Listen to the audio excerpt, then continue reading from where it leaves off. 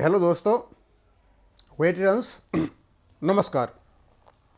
काफ़ी दिनों से जो टेबल नंबर 7 है OROP की, उसकी काफ़ी बड़ी टेबलें मैंने बनाई, यूट्यूब पर डाली भी,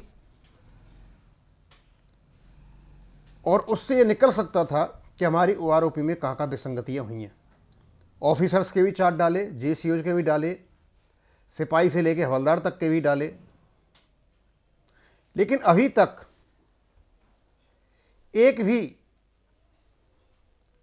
ज्ञापन भारत सरकार के पास ऐसा नहीं गया है कि उसमें कहीं OROP की विसंगतियों की बात हुई हो।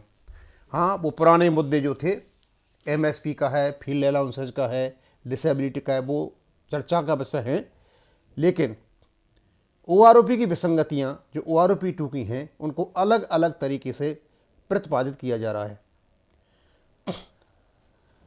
आज मैंने अपने कुछ कमेंट पढ़े। कमेंट पढ़ने के बाद एक बहुत ही उपयुक्त कमेंट जो लगा, उसको टॉप पर लगा रखा है मैंने। ये कोई CH हैं, CH+। अब इनसे मेरी कोई जानकारी नहीं है। अब ये जो बात यहां पे बता रहे हैं, अब या तो इनको किसी ने बताया होगा या वे खुद वहां गए होंगे। ये कहते हैं जंतर मंतर पर धरने पर बैठा हुआ ग्रुप पहले मेजर जनरल सतवीर सिंह को गाली देता था। भाई, एक ग्रुप जो था वो बड़े स्पष्ट रूप में सबके सामने, छुपी हुई बात नहीं थी। हाँ, वो कहते हैं और वे कहते भी हैं कि हाँ, ऑफिसर की वार भी बढ़ी है, हमारी नहीं बढ़ी है। फिर PMR को गाली देने लगा। अब ये ग्रुप जो ऑफिसर के खिलाफ बोल रहा था, इन्होंने PMR का तो केस ही उठा रखा है, PMR के लिए लड़ाई लड़ रहे हैं, तो स्वाभाविक सी बात है वो ग्रुप तो होगा नहीं। और अब एक्स ग्रुप वालों को भी गाली देना शुरू कर दिया। इनके हिडन एजेंडा से सावधान रहने की जरूरत है। यानी 3 चीजें बताई उन्होंने। अब ये एक्स ग्रुप को भी गाली दे रहे हैं। एक्स ग्रुप के बारे में बात करें कि उनके बारे में पेंशन हो, ये चर्चा तो हमने भी सुनी है, लेकिन गाली देते हैं, 3 को गाली देते हैं। अब ये समझ में नहीं आ रहा कि हमारे पास तो जो भी न्यूज आती है जंतर मंतर से, सिर्फ ये आ रही है कि वहां अच्छा खासा एजिटेशन चला हुआ है, उन्होंने अपना ज्ञापन भी भारत सरकार को दे रखा है, और PMR का केस OROP आने से पहले ही उनके एजेंडा का भाग था। एक्स ग्रुप की हमने तो कभी उनके मुंह से ऐसी बात सुनी नहीं। अब ये कौन सा ग्रुप पैदा हो गया कि इस प्रकार की हरकतें वहां पे कर रहा है? और इस प्रकार की यदि बातें हैं तो फिर, और जंतर मंतर से हो रही हैं, तो फिर बाहर से कोई तोड़ने नहीं आ रहा है। जंतर मंतर पे जिस ग्रुप की ये बातें हो रही हैं, वही काफी है आपकी एकता को तोड़ने के लिए। कल जो माननीय सुप्रीम कोर्ट में केस चला, और उसकी वजह से दबाव में आकर के जो टेबल निकाली, 667 सर्कुलर भारत सरकार ने निकाला, तो उसमें विजय पंडित जी कहते हैं, एकमुश्त भुगतान की खुशी तब जब टेबल 7 एवं 8 की विसंगतियों को दूर करने के लिए आज नोटिफिकेशन लाते। विजय पंडित जी, आप बिल्कुल सही कह रहे हो, क्योंकि जो 8 नंबर टेबल इन्होंने क्रिएट की है, वो एक्स ग्रुप वालों के लिए एक बहुत बड़ा सिरदर्द बन गया है। और मैं आपको बता दूं, यदि ये यहाँ पर नहीं करेंगे तो लगभग लोगों ने तैयारी कर ली है कोर्ट में जाने की। वो अब एरियर का इंतजार कर रहे हैं। उन्होंने अपने कागज भी तैयार कर लिए हैं। आप भी तैयार कर लीजिए, आप भी वहां केस के लिए जा सकते हो। और फिर महाराज सिंह जी कहते हैं, दीवान सिंह साहब, टेबल नंबर 8 प्री 2016 वालों का लागू होना चाहिए, जिसकी एक्स ग्रुप पे 6200 है। महाराज सिंह जी, मैं एक बात बता दूं आपको, रोजाना वीडियो बनाता हूं, और रोजाना में कई प्रकार से, कई तरीके से ये देख करके बता रहा हूं कि एक्चुअली में इसमें विसंगतियां कहां हुई हैं और क्या क्या कारण हो सकते हैं। मैं भी इसका मारा हूं, ये 2016 की एक्स ग्रुप वाले को हमने भी लेटर लिखा है, हमने भी रिकॉर्ड ऑफिस को लेटर लिखा है। उन्होंने नहीं माना, बोला नहीं, आप प्री 2016 के हो और 6200 में आते हो, आप 3600 में आते हो। अब यदि हम वहां चले जाते हैं तो इस समय 7 नंबर टेबल से फायदा नहीं होता है, हमें 8 नंबर से फायदा हो जाता है, चाहे कितना भी हो, लेकिन फायदा होता है। अब ये हम भी तैयारी कर रहे हैं कोर्ट में जाने की। यदि सीधे तरीके से करते हैं, करेंगे, नहीं करेंगे तो हम भी कोर्ट में जाएंगे। कुछ हमारे अजीबो किस्म के वो हैं कमेंटेटर्स, व्यूअर्स, बस उनको बकवास करनी है। कहते हैं, वाई आर यू डूइंग बकवास, officer gang agent, how many amount JCO जवान गेट। मतलब मैं आपको बताता हूं कि माननीय सुप्रीम कोर्ट ने आपके एरियर को एक मुश्त देने का वायदा किया है, उसका सर्कुलर भी आ गया है, और ये इनको बकवास लगती है। भाई मलिक साहब, आप दिमाग से बात कर रहे हो, आउट ऑफ दिमाग से बात कर रहे हो। मतलब हमारे जवानों को एकमुश्त जो एरियर मिल रहा है, जिसको 4 किस्तों में आना था, उसकी सूचना मैं आपको देता हूं। ये आपको बकवास लग रही है? भाई आपके लेवल को और मास के मानसिक स्तर को मैं तो मैच नहीं कर सकता। फिर एक है संजय जय जगन्नाथ, एक बड़ा है, उसको बाद में लूंगा। Thank you sir for the good information. Sanjay Jagannath ji धन्यवाद दिया। और कुछ ऐसे भी हैं जिन लोगों ने मेजर जनरल सतवीर सिंह साहब को भी इस एकमुश्त एरियर के लिए धन्यवाद दिया है। हो सकता है कुछ लोग पैसे वाले हों, उनको पैसे की कोई ज़रूरत नहीं हो, तो उनके लिए हो सकता है कोई महत्व नहीं रखता हो, लेकिन जिनको पैसे की ज़रूरत है, एकमुश्त जिनको पैसा मिलेगा वो खुशी जाहिर कर रहे हैं।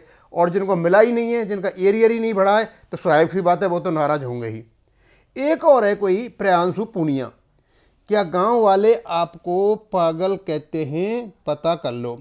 भाई पूनिया, मुझे लगता है तुम यार हरियाणा के हो। प्रियांशु पूनिया, ये पूनिया जाट होते हैं और मैं भी जाट हूं।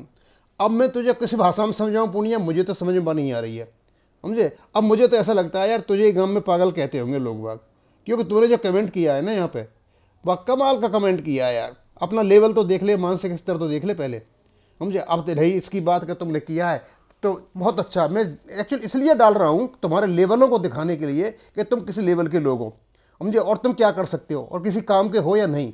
तुम बिल्कुल ही ना तो ये महेंद्र मलिक और न प्रियांशु पूनिया, सिर्फ तुम लोगों को गाली दे सकते हो, तुम लोगों को गुमराह कर सकते हो, तुम लोगों को बेवकूफ़ बना सकते हो। तुम्हारे पास ना कोई नॉलेज है, ना तुम कुछ जानते हो, बस यही काम है तुम्हारा, यहाँ से वहाँ लगाना, वहाँ से वहाँ लगाना, और इसी प्रकार आप ज़िंदगी की बसर करते हो। ऐसे ही तुमने आर्मी में सर्विस की होगी। अब है कोई ऐश के पिल्ले। ये पिल्ले साहब ने बात तो काफ़ी बढ़िया कही है और बात भी सही है। वो कहते हैं there is nothing for JCOs ORs to be happy about the court order for payment of the OROP to arrears बनगो। एक मुश्त जो एरियर दिए जा रहे हैं उसमें खुश होने की कोई बात नहीं है JCOR के लिए। हाँ, जिनको नहीं बढ़ी है उनके तो लिए खुशी की बात है ही नहीं, और जो JCOs OR के जिनकी बढ़ी है वो भी ये मान के चलते हैं कि हमें कम मिला है, ज़्यादा मिलना चाहिए था। तो खुशी की बात तो ये है कि एक मुश्त में एरियर मिल रहा है, और जिनको पैसे की ज़रूरत है वो बहुत खुश है, और जिनको पैसे की ज़रूरत नहीं है तो ठीक है, आप भारत सरकार से कहिए ना हमें 4 किस्तों में दे दो। खुशी है जिसको है, आपको नहीं है, नहीं है। मुझे नहीं है खुशी, मेरा पैसा नहीं बढ़ा हुआ आरोपी में, लेकिन मैं तो दुखी नहीं हूँ। नहीं बढ़ा, नहीं बढ़ा, हम क्या कारण रहा है, कैसे रहा है, उसकी भारत सरकार को रिप्रेजेंट दे दिए हमने लेटर भी दिए हुए अपनी यूनियन की ओर से।